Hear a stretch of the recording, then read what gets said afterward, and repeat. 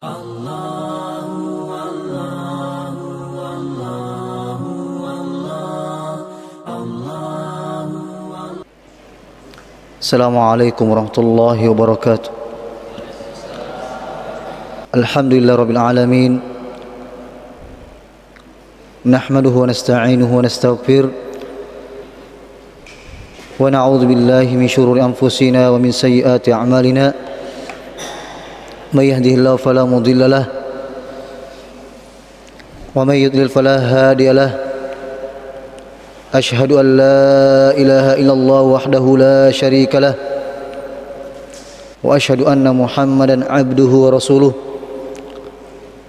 اللهم صل وسلم على نبينا محمد وعلى آله وصحبه أجمعين أما بعد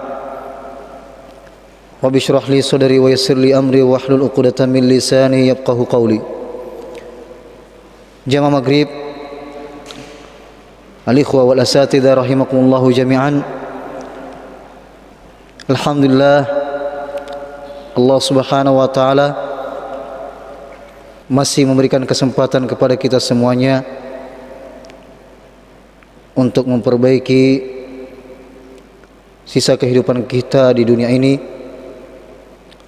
Di antaranya kita masih diberikan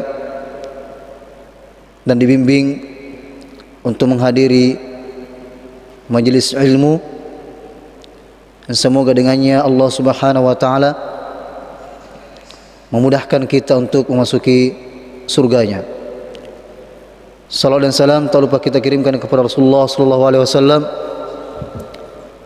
nabi panutan kita, dan kita senantiasa memohon kepada Allah Subhanahu wa taala agar Allah Subhanahu wa taala mengumpulkan kita bersama beliau sallallahu alaihi wasallam di surganya kelak.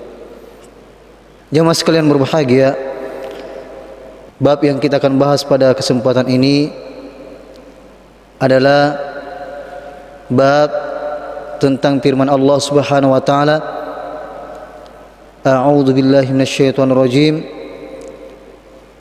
Innaka la tahdi man ahbabta walakinna Allah yahdi man yasha wa huwa a'lamu bil muhtadin. Jamaah sekalian berbahagia,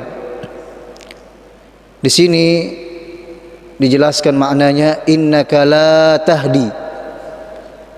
Sesungguhnya engkau wahai Muhammad, engkau wahai Rasulullah, la tahdi, tidak dapat memberikan hidayah. Man ahbabta, sekalipun itu kepada yang engkau cintai. Walakinna Allah yahdi man yasha, namun Allah Subhanahu wa taala yang memberikan petunjuk kepada siapa saja yang dikehendakinya. Wa huwa a'lamu bil muhtadin, dan Allah Subhanahu wa taala lebih mengetahui orang-orang yang mau menerima petunjuk. Jamaah sekalian berbahagia, ada hal yang penting dalam cara membaca jamaah sekalian yang perlu kita perhatikan, terlebih khusus di saat kita mendapatkan huruf la dalam Al-Quran. Harus diperhatikan baik-baik harokatnya. Kalau di sini kita berikan harokat, dua harokat, la tahdi, engkau tidak dapat memberikan petunjuk.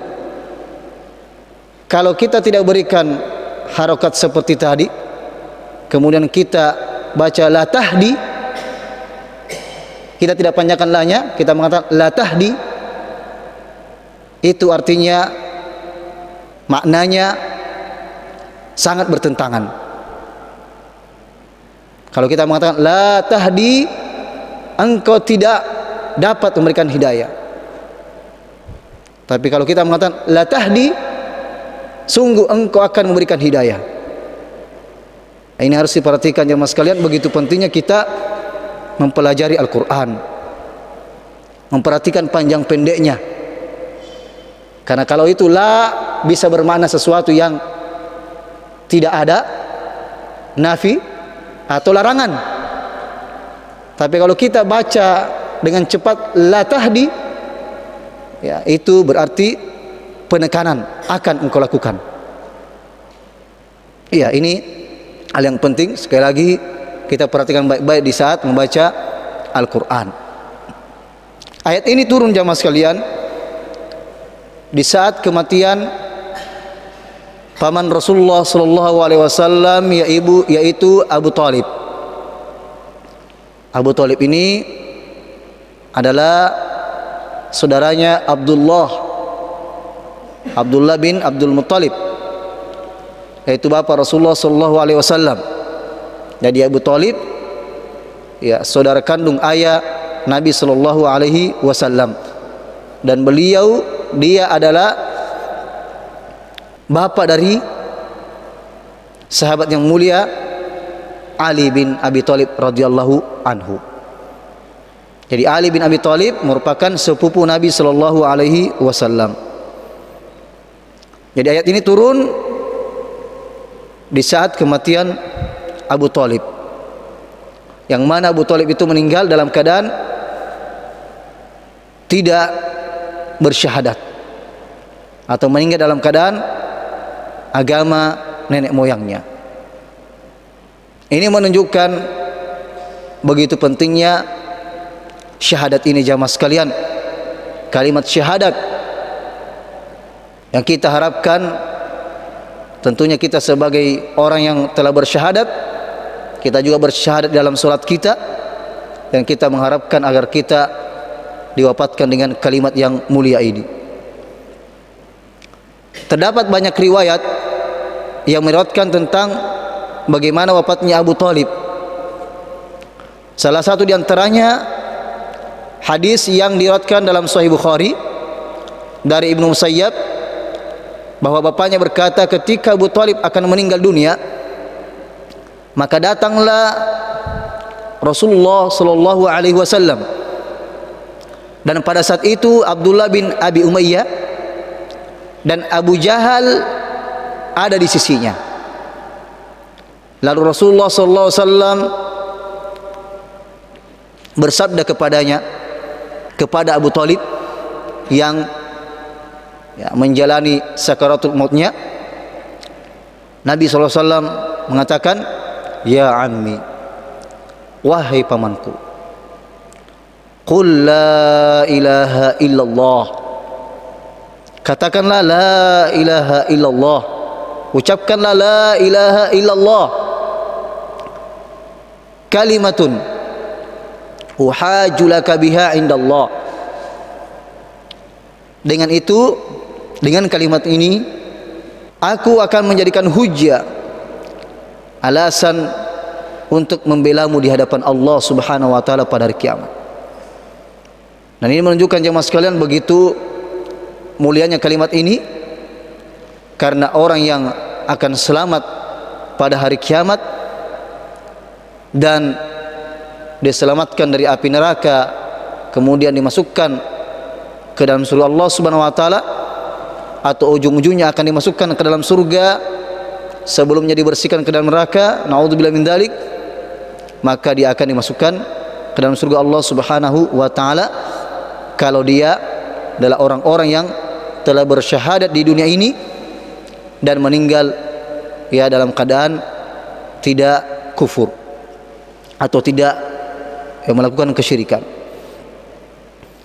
Namun sebagaimana kita jelaskan tadi, selain Nabi sallallahu alaihi wasallam, ada di sisinya Abu Talib itu Abdullah bin Abi Umayyah dan Abu Jahal yang kafir tentunya. Berkata kepada Abu Talib, "Atarghabu an millati Abdul Muttalib?" Apakah engkau telah membenci agamanya Abdul Muttalib, agama nenek moyang kau, kemudian, ya, atau agama bapak kamu? Kemudian Rasulullah SAW mengulangi sabdanya, dan mereka pun berdua mengulangi kata-katanya pula. Nabi SAW sudah berusaha berkali-kali Ya ammi qul la ilaha illallah, wahai pamanku katakanlah la ilaha illallah. Namun juga Abu Jahal berusaha agar Abu Thalib itu tidak mengucapkan kalimat tauhid tersebut.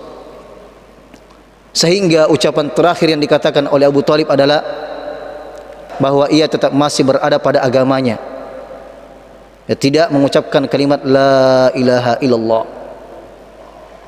Kemudian Rasulullah SAW mengatakan, sesungguhnya aku akan memintakan ampun untukmu kepada Allah malam unhaan, selama saya tidak terlarang atau tidak dilarang untuk memohonkan ampun untukmu.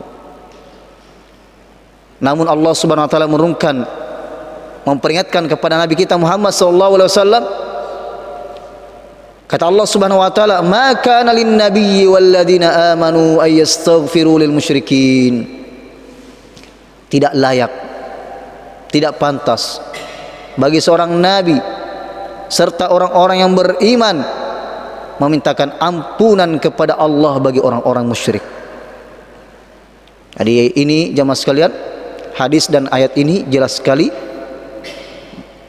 menjelaskan bahwasanya Abu Thalib meninggal dalam keadaan tidak Islam. Karena teguran dari Allah Subhanahu wa taala kepada Nabi kita Muhammad sallallahu alaihi wasallam. Ya, di saat Nabi SAW mengatakan, saya akan memohonkan ampun untukmu wahai pamanku selama aku tidak dilarang. Namun Allah Subhanahu wa taala menurunkan ayatnya, "Ma kana lin nabiyyi wal ladzina amanu ay yastaghfiru lil musyrikin." Tidak layak bagi seorang nabi serta orang-orang beriman mintakan ampun kepada Allah Subhanahu wa taala bagi orang-orang yang musyrik. Ini tentunya lebih khusus kepada yang sudah meninggal dalam kemusyrikan, yang jelas-jelas kesyirikannya, yang jelas-jelas kekufurannya, maka kita tidak boleh memohonkan ampun untuknya.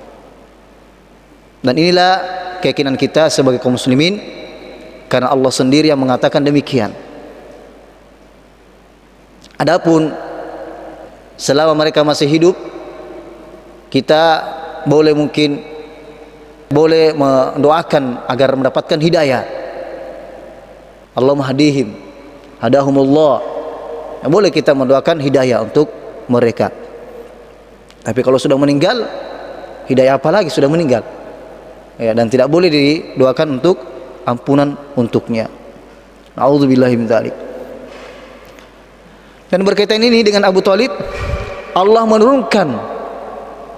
menurunkan ayat yang telah kita bacakan tadi, innaka la tahdi man ahbabta walakinallaha yahdi man yasha.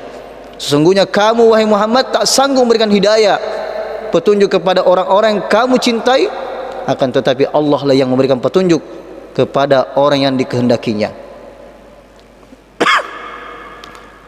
Jamaah sekalian berbahagia, ada beberapa hal tentunya yang dapat kita jadikan pelajaran dalam kisah ini. Di antaranya, ya, pentingnya kita berusaha senantiasa menjaga tauhid kita kepada Allah Subhanahu wa taala. Dan semoga dengan usaha kita menghadiri majelis yang membicarakan tauhid kepada Allah Subhanahu wa taala, itu merupakan sebab kita dimudahkan untuk mengucapkan kalimat tauhid ini. Kemudian jemaah sekalian berbahagia, karena di sisi tadi Abu Thalib ada Abu Jahal, teman yang buruk, sampai di saat menjelang kematian masih mengingatkan tentang, ya, keburukan-keburukan, atau masih mengingatkan tentang keyakinan-keyakinan yang pernah diyakini oleh Abu Thalib. Maka hendaknya kita memperhatikan kepada siapa kita berteman. Almar'u ala dini khalilih. Seseorang itu tergantung dengan agama temannya. Falyanzur man yukhalil. Maka hendaknya dia memperhatikan kepada siapa dia berteman. Jangan sampai kita justru tertarik. Kalau teman-teman biasa silahkan, tapi jangan jadikan teman akrab. yang bisa menjadikan kita terseret, terjatuh dalam kesesatan. Karena as-sahib sahib, as-sahib sahib, sahabat itu sahib, menarik kita. Dan kita tahu sendiri, ya, dalam ayat Allah Subhanahu wa taala Allah peringatkan kita jangan sampai kita menyesal sebagaimana orang-orang yang menyesal pada hari kiamat. Na'udzubillahi min dzalik. Allah Subhanahu wa taala sebutkan dalam surat Al-Furqan bagaimana penyesalan orang-orang yang telah menjadikan teman akrabnya orang-orang yang buruk. Allah menjelaskan, wa yauma ya'addu adh-dhalimu 'ala yadayhi yaqulu ya laitani ittakhadtu ma'ar rasuli sabila. Dan ingatlah pada hari ketika orang-orang yang zalim itu menggigit dua jarinya karena begitu menyesali perbuatannya, seraya berkata, wahai sekiranya dulu aku mengambil jalan bersama Rasulullah SAW, mengikuti jalannya Nabi SAW. Kemudian mengatakan, ya wailata laitani lam attakhidh fulanan khalila laqad adallani an dzikri ba'da idh ja'ani wa kana asy-syaitanu lil insani khadula. Ya wailata laitani lam attakhidh fulanan khalila, wahai celakalah aku, sekiranya dulu aku tidak menjadikan si fulan teman akrabku. Sungguh adallani an dzikri, dia telah menyesatkan aku dari peringatan Al-Quran ketika Al-Quran itu telah datang kepada aku. Dan syaitan memang pengkhianat manusia. Kita diajak teman kita untuk ta'lim atau berbuat kebaikan, kemudian ada yang lain teman kita yang buruk mengajak kita untuk bermalas-malasan, maka tinggalkanlah segera. Justru ingatkan, ya, karena sesungguhnya tidak ada yang bisa menemani kita dalam kubur kita kecuali amalan kita. Kita itu beramal bukan karena manusia, tapi beramal karena mencari ridha Allah Subhanahu wa taala. Dan ini sangat erat kaitannya jemaah sekalian. Setelah ayat ini, setelah penyesalan ini, Allah Subhanahu wa taala menyebutkan pengaduan Rasulullah sallallahu alaihi wasallam kepada Allah. Wa qala ar-rasul, Rasul berkata, ya Rabb, wahai Tuhanku, inna qaumi ittakhadhu hadzal qur'ana mahjura. Sesungguhnya kaumku telah menjadikan Al-Qur'an ini sesuatu yang ditinggalkan. Sesuatu yang ditinggalkan, tidak dibaca, tidak berusaha untuk dipahami dan tidak tadabburi. Yang kita menjadi orang-orang yang seperti itu. Hendaknya kita senantiasa evaluasi diri kita, merasa tidak tenang kalau dalam sehari kita tidak membaca Al-Quran. Harus ada kegelisahan jemaah sekalian berbahagia. Ketenangan itu hanya kita bisa dapatkan ketika membaca ayat Allah Subhanahu wa taala, menyebut Allah Subhanahu wa taala, ala bidzikrillah tatma'innul qulub. Hanya dengan mengingat Allah Subhanahu wa taala, membaca ayatnya, hati kita akan jadi tenang. Dan perlu kita evaluasi juga, apakah betul-betul hati kita jadi tenang di saat membaca Al-Quran? Kalau tidak jadi tenang, itu artinya kita tidak menghayatinya dengan baik. Kita telah dilalaikan oleh syaitan. Makanya kita dianjurkan untuk beristi'adzah qabla, sebelum membaca Al-Quran. A'udzu billahi minasyaitonir rajim.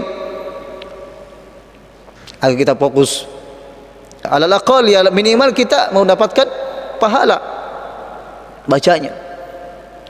Sekali lagi untuk saya dan sekalian, hendaknya kita merasa gelisah di saat sehari lewat 5 waktu, 24 jam tidak ada satu ayat pun kita baca.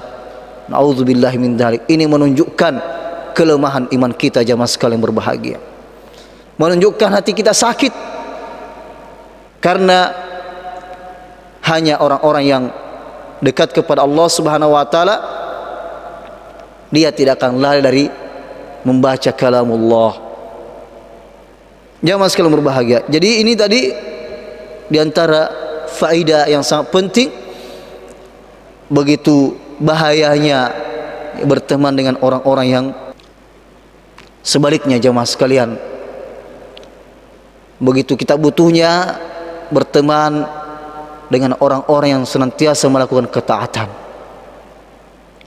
karena pertemanan seperti itu akan sampai kepada hari kiamat. Pertemanan yang tidak akan kita dapatkan kerugian di dalamnya, terutama dalam masalah syafaat. Manusia saat itu, jamaah sekalian berbahagia, sangat mengharapkan syafaat, baik dari syafaat dari Nabi kita Muhammad SAW ataupun syafaat-syafaat orang beriman yang lainnya. Ketika mungkin ada di antara hamba Allah Subhanahu wa taala yang dimasukkan ke dalam nerakanya dan temannya dimasukkan ke dalam surga Allah Subhanahu wa taala, orang yang dimasukkan ke dalam surga tersebut mengatakan, "Ya Rabb, wahai Tuhanku, dulu teman saya itu yang dimasukkan ke dalam neraka, sama-sama saya melaksanakan sholat, sama-sama berpuasa, sama-sama melakukan ketaatan kepadamu ya Allah, maka keluarkanlah dia ya Allah." Syafaat inilah kita harapkan jemaah sekalian. Jangan tinggalkan saudara kita hanya gara persoalan sepele.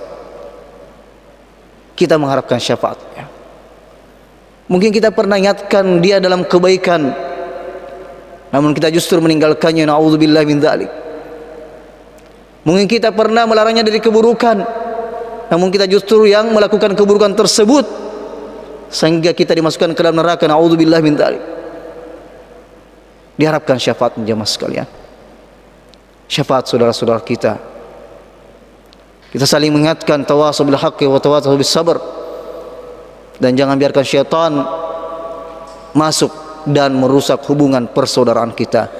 Innamal mu'minuna ikhwah, sesungguhnya orang beriman itu bersaudara. Fa aslihu baina akhawaykum, maka damaikanlah ketika berselisih. Jangan justru dikompor-kompori, perkara yang sangat sepele sekali dibesar-besarkan.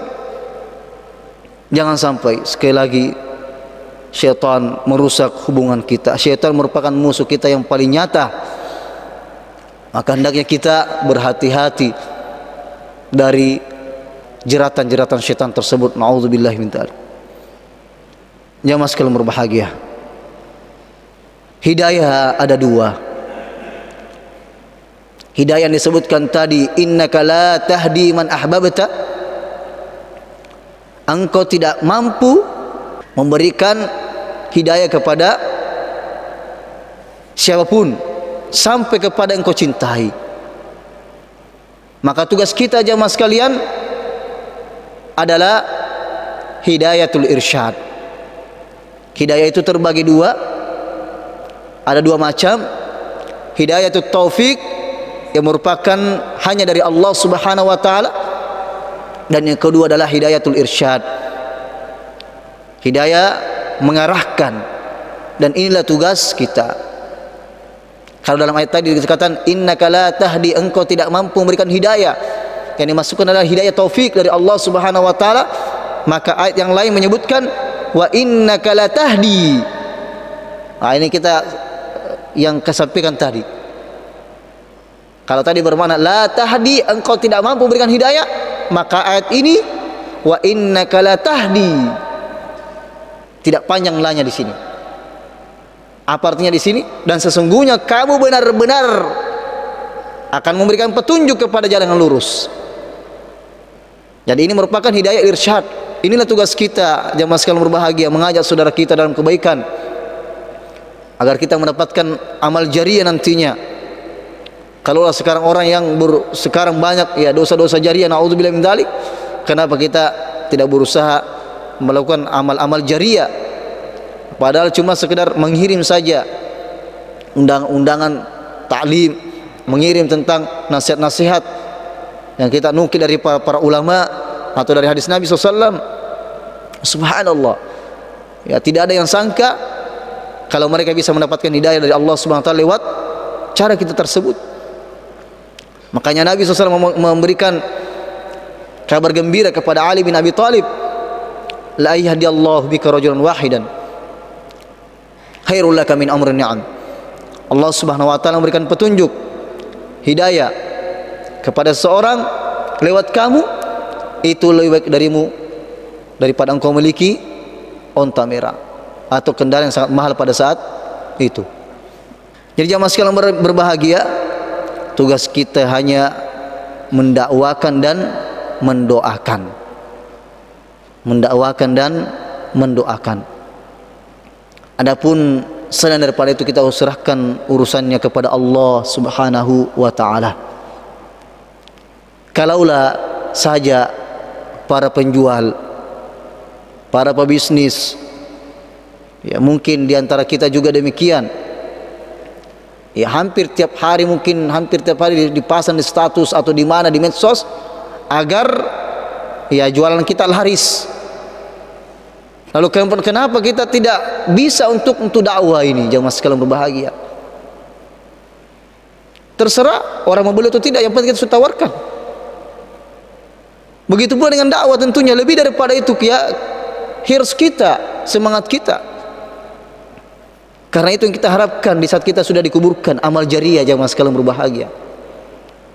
Orang tersebut membaca Al-Quran gara-gara kita, apalagi mengajarkan Al-Quran di Rosa misalnya, ya jangan sampai kendor. Satu ustaz yang hadir, siapa sangka dia terus membaca Al-Quran setelah itu. Dia punya anak, diajar lagi dan seterusnya. Kemudian mungkin kalau kita sudah meninggal, dia buka di Rosa baru, halaqah yang baru. Jangan sampai kendor walaupun satu orang. Walaupun banyak mungkin, tapi tidak ya begitu. Jamaah sekalian berbahagia, jangan remehkan walaupun satu orang. Karena itulah yang kita harapkan dari Allah Subhanahu wa taala lewat amal jariah tersebut. Nabi SAW mengkader para sahabatnya. Abu Bakar, ya lewat Abu Bakar radhiyallahu anhu, Islam 5 orang sahabat yang dijamin masuk surga. Makanya paling banyak pahalanya adalah Nabi kita Muhammad SAW. Sahabat Nabi SAW paling banyak pahalanya, karena mereka yang mendapatkan hadis dari Nabi SAW menyampaikan. Maka jangan sampai kendor jamaah sekalian. Sekarang alhamdulillah sangat-sangat mudah untuk kita melakukan amal-amal jariah. Bukan hanya duduk di mimbar seperti ini. Justru orang yang tinggal menyebar di medsos itu lebih banyak biasanya, lebih banyak pahalanya, dan tidak repot ya, menyebarkan stiker ya, pamflet tentang dakwah. Tidak ada sangka kalau mereka dapat hidayah dari Allah Subhanahu wa taala lewat hal tersebut. Intinya kita juga bisa berusaha mendakwakan dan mendoakan. Hasilnya adalah kembali kepada Allah Subhanahu wa taala.